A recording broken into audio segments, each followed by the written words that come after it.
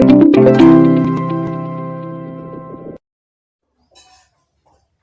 Friends, welcome है आप सभी का मेरे यूट्यूब चैनल पर।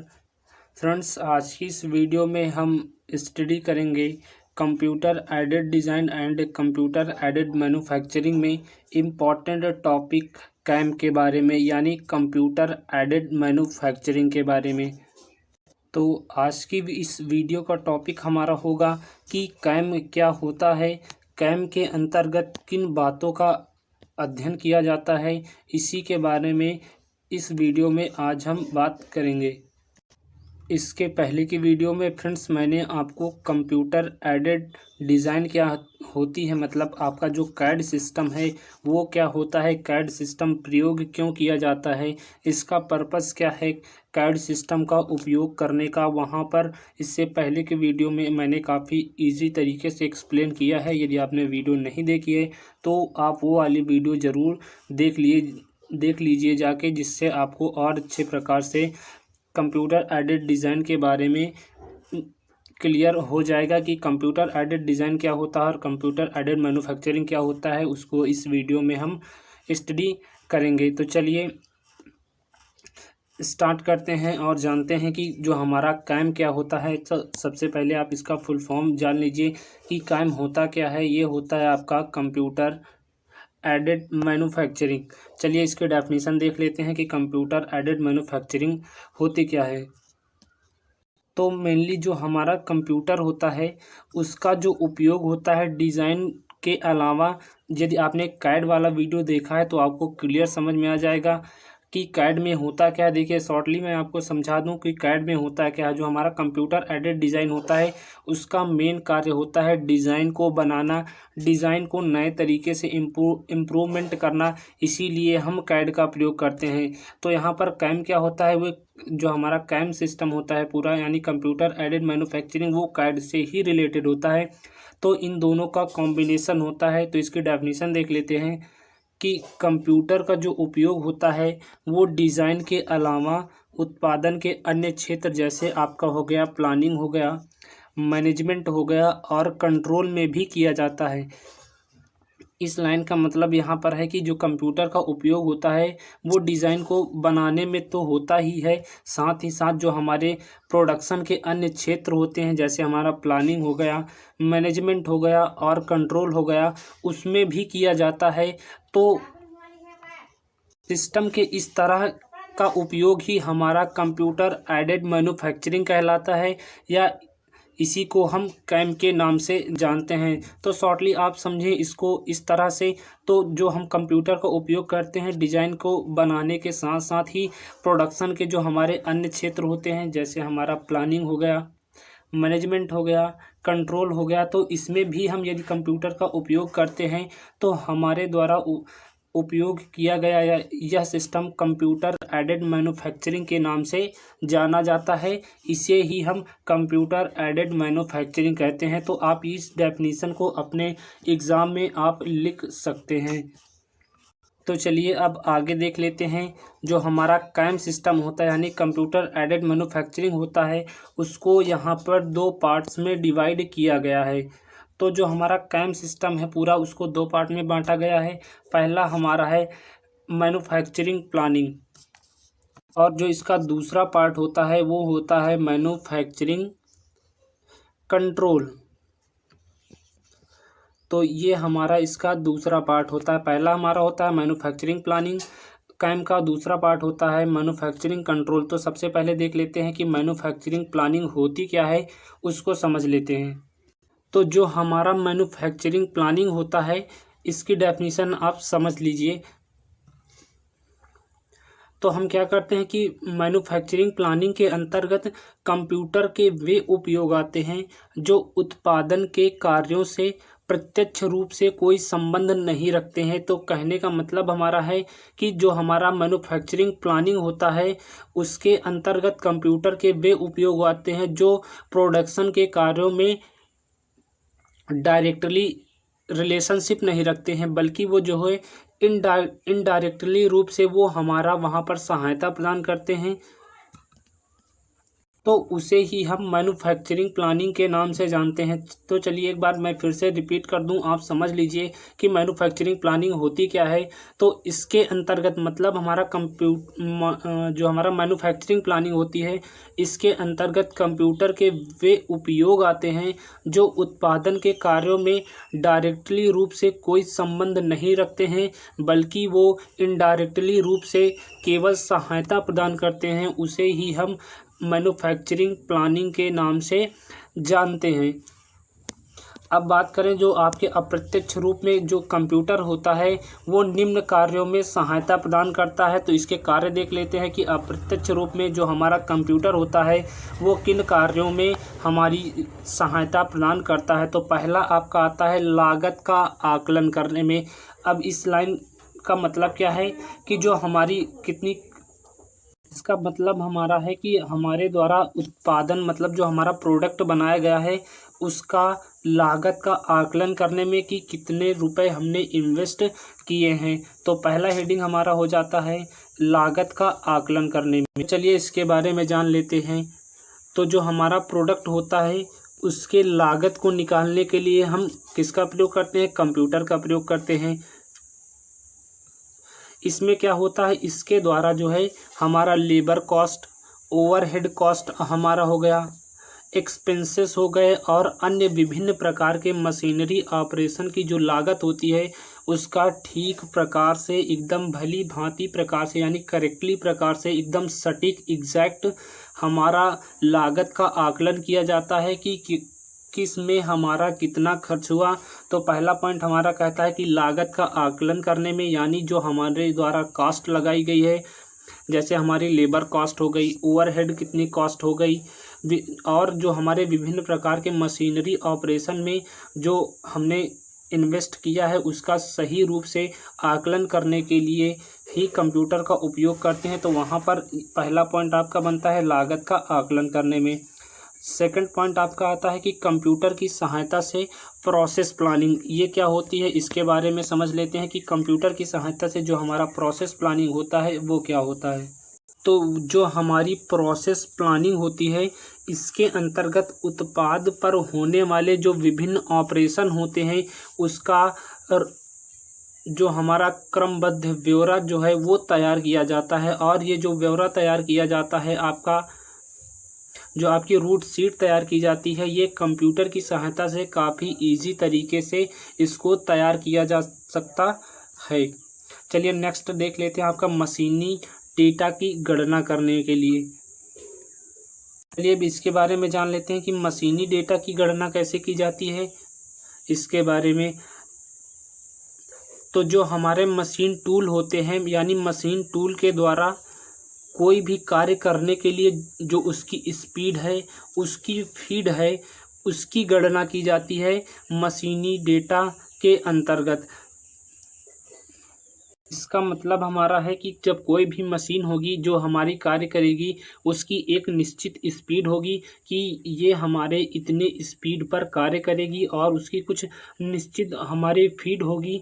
तो उसी की गणना जो है वो मशीनी डेटा के अंतर्गत की जाती है। चलिए नेक्स्ट पॉइंट आपका देख लेते हैं एनसी पार्ट प्रोग्रामिंग, ये क्या होता है इसके बारे में जान लेते हैं। तो जो हमारी जटिल ज्यामिति होती है, जो हमारी जटिल यानी जो हमारी, तो इस प्रकार से समझ लीजिए कि जो हमारी कठिन ड्राइंगें होती हैं तो उन ड्राइंगों को हम क्या करते हैं कि कंप्यूटर के द्वारा प्रोग्रामिंग से आसान और दक्ष विधि द्वारा मशीन टूल के लिए वहां पर हम निर्देश बना सकते हैं। तो इसी में आपका आता है एनसी पार्ट प्रोग्रामिंग यानी जो हमारी जटिल ज्यामिति वाले उत्पाद के लिए जो हमारे कंप्यूटर द्वारा पार्ट प्रोग्रामिंग से आसान और दक्ष विधि द्वारा मशीन टूल के लिए निर्देश बनाए जाते हैं। और आपका लास्ट यहाँ पर आता है सेकंड लास्ट आपका आता है कंप्यूटर की सहायता से लाइन संतुलन बनाए रखना। अब लाइन संतुलन क्या क्या है इसके बारे में समझ लेते हैं। तो किसी भी फ्लो लाइन में जब हम किसी भी प्रोडक्ट को बनाते हैं और जो हमारी वहाँ पर फ्लो लाइन होती है उसमें कार्य अवयवों को विभिन्न स्टेशनों पर जो बांटने का कार्य होता है वो कंप्यूटर की सहायता से लाइन संतुलन में किया जाता है, जो कि काफ़ी आसान होता है। यहाँ पर जो हमारा जो फ्लो लाइन है, फ्लो लाइन का मतलब है कि जब हम कोई प्रोडक्ट को बनाते हैं तो वहाँ पर उस पर कौन कौन से कार्य करने हैं, उस प्रोडक्ट पर उसका वहाँ पर पहले से कंप्यूटर के द्वारा निश्चय कर लिया जाता है, फिर उस पर विभिन्न स्टेशनों पर क्रियाएं की जाती हैं। आपका लास्ट आता है उत्पादन और इन्वेंटरी प्लानिंग। अब ये क्या होता है इसके बारे में जान लेते हैं। तो जो आपका उत्पादन और इन्वेंट्री प्लानिंग होता है, प्लानिंग जो हमारा होता है उसके बारे में जान लेते हैं। इसमें क्या करते हैं कि इन्वेंट्री जो हमारी रिकॉर्ड होती है उसको पूरा करना, उत्पादन की प्लानिंग करना, कच्चे माल की जो हमारी रॉ मटेरियल होता है उसकी आपूर्ति की प्लानिंग करना आज जो हमारा कार्य होता है वो कंप्यूटर के द्वारा यहाँ पर किया जाता है, जो आता है उत्पादन और इन्वेंट्री प्लानिंग के अंतर्गत। इन्वेंट्री जो हमारे रिकॉर्ड होते हैं उसको पूरा करना, जो हमारा प्रोडक्शन के लिए वहाँ पर हम प्लानिंग कैसे बनाएं उसके बारे में जानकारी करना, जो हमारा रॉ मटेरियल होता है उसकी आपूर्ति के लिए प्लानिंग करना। अब देखिए जो हमारा रॉ मटेरियल होगा हम उसको तुरंत थोड़ो न मंगाते हैं, उसमें क्या करते हैं कि उसके बारे में पहले से हम प्लानिंग करते हैं कि हमें किस प्रकार का किस चीज़ का प्रोडक्शन करना है, कितना हमारा वहाँ पर रॉ मटेरियल लगेगा, उन सभी चीज़ों का जो प्लानिंग है वो हमारा कंप्यूटर के द्वारा किया जाता है। चलिए इसका सेकंड पार्ट देख लेते हैं। पहले पार्ट में देखा हमने कि मैन्युफैक्चरिंग प्लानिंग क्या होती है, सेकंड पार्ट में आपका आता है मैन्युफैक्चरिंग कंट्रोल। अब जान लेते हैं जो हमारा मैन्युफैक्चरिंग कंट्रोल है वो क्या होता है। अब मैन्युफैक्चरिंग कंट्रोल क्या होता है इसके बारे में जान लेते हैं। तो जो मैन्युफैक्चरिंग कंट्रोल हमारा होता है इसके अंतर्गत कंप्यूटर के वे उपयोग आते हैं जो उत्पादन कार्यों से प्रत्यक्ष रूप से जुड़े होते हैं। मतलब हमारा है कि जो हमारा मैन्युफैक्चरिंग कंट्रोल होगा उसमें कंप्यूटर के वे उपयोग आते हैं जो हमारे प्रोडक्शन कार्यों में डायरेक्टली रूप से एक दूसरे से जुड़े होते हैं। इसमें कंप्यूटर द्वारा सभी भौतिक क्रियाकलाप जो हमारे फिजिकल ऑपरेशन होते हैं उसको कंट्रोल किया जाता है। तो इसके कुछ उदाहरण देख लेते हैं कि जो हमारा मैन्युफैक्चरिंग कंट्रोल होता है उसमें जो हमारे मेन एग्जाम्पल आपका होगा, जैसे आपका हो गया प्रोसेस कंट्रोल, ठीक है, क्वालिटी कंट्रोल और शॉप फ्लोर कंट्रोल। ये जितने भी आपके प्रोसेस होते हैं इसके अंतर्गत जो कंप्यूटर का संबंध होता है वो सीधे उत्पादन प्रक्रम से यहाँ पर होता है। अब मैन्युफैक्चरिंग कंट्रोल के अंतर्गत 3 पॉइंट आते हैं। तो पहला पॉइंट आपका आता है कंप्यूटर प्रोसेस कंट्रोल। अब कंप्यूटर प्रोसेस कंट्रोल क्या होता है उसके बारे में हम जान लेते हैं। तो जो हमारा कंप्यूटर प्रोसेस कंट्रोल होता है वो आजकल सभी स्वचालित उत्पादन तंत्रों यानी जो हमारे ऑटोमेटेड प्रोडक्शन सिस्टम होते हैं वहाँ पर कंप्यूटर प्रोसेस कंट्रोल का प्रयोग किया जाता है। जैसे हमारे असेंबली सिस्टम में, न्यूमेरिकल कंट्रोल में, रोबोट्स में, मटेरियल हैंडलिंग में, ये जितने भी सिस्टम होते हैं वहाँ पर कंप्यूटर प्रोसेस कंट्रोल का प्रयोग किया जाता है। नेक्स्ट आपका पॉइंट आता है क्वालिटी कंट्रोल। अब क्वालिटी कंट्रोल क्या होता है इसके बारे में जान लेते हैं। तो चलिए इसके बारे में जान लेते हैं कि जो हमारा क्वालिटी कंट्रोल होता क्या है। अब इसको पता होगा, आपका नाम से ही क्लियर है कि क्वालिटी को कंट्रोल करना। यदि हम किसी भी प्रोडक्ट को क्या करते हैं, बनाते हैं, तो मेन फोकस हमारा होता है उसकी क्वालिटी पर ध्यान देना। देखिए जब आपके प्रोडक्ट की क्वालिटी अच्छी होगी तो वो क्या करेगी, मार्केट में भी बिकेगी, जिससे आपकी कंपनी को क्या होगा, प्रॉफिट होगा। तो आपका मेन जो पॉइंट होता है किसी भी प्रोडक्ट को बनाने का या किसी भी प्रोडक्ट को बनाने से पहले या बनाने के बाद उसकी क्वालिटी के बारे में जानकारी इकट्ठा करना। तो इसके बारे में जान लेते हैं। तो जो हमारा उत्पाद की गुणवत्ता होती यानी जो हमारा प्रोडक्शन का जो हमारी प्रोडक्शन की क्वालिटी होती है उसको कंट्रोल करने के लिए कंप्यूटर का प्रयोग किया जाता है। अब कंप्यूटर का प्रयोग तो किया जाता है, लेकिन इसकी क्वालिटी को हम कंट्रोल कैसे करें, तो इसके लिए कंप्यूटर पार्ट प्रोग्रामिंग में ही हम ऐसी व्यवस्था कर देते हैं कि जो हमारा प्रोडक्शन होता है, यानी जो हमारा प्रोडक्शन का निरीक्षण होता है वो प्रत्येक वर्क स्टेशन पर ऑटोमेटिक हो जाता है। इससे क्या होता है कि इससे हमारा होता ये है कि जो हमारे केवल जो अच्छी गुणवत्ता के जो हमारे पास प्रोडक्ट बनते हैं उस पर ही नेक्स्ट हम ऑपरेशन करते हैं, जिससे हमारा टाइम का लॉस कम होता है और वहाँ पर हमारा मनी का भी लॉस कम होता है, जिससे हमारा जो असेंबली होती है वो काफ़ी,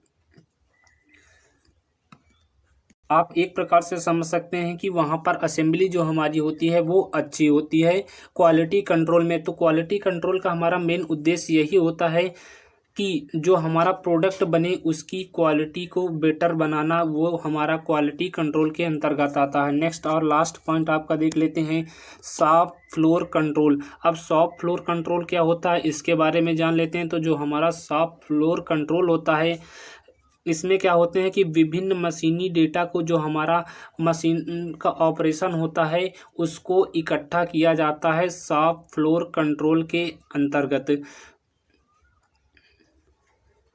और इसमें जो क्या होता है, जो हमारा प्रोसेस होता है उसको हम उत्पादन और इन्वेंट्री, यानी जो हमारा मशीनी डेटा होता है उसको प्रोसेस करके उत्पादन और जो हमारा इन्वेंट्री होता है उसको कंट्रोल किया जाता है। इस प्रकार जो हमारा वर्क इन प्रोसेस होता है, यानी WIP, जो हमारा WIP होता है इसका फुल फॉर्म देख लीजिए, ये होता है वर्क इन प्रोसेस।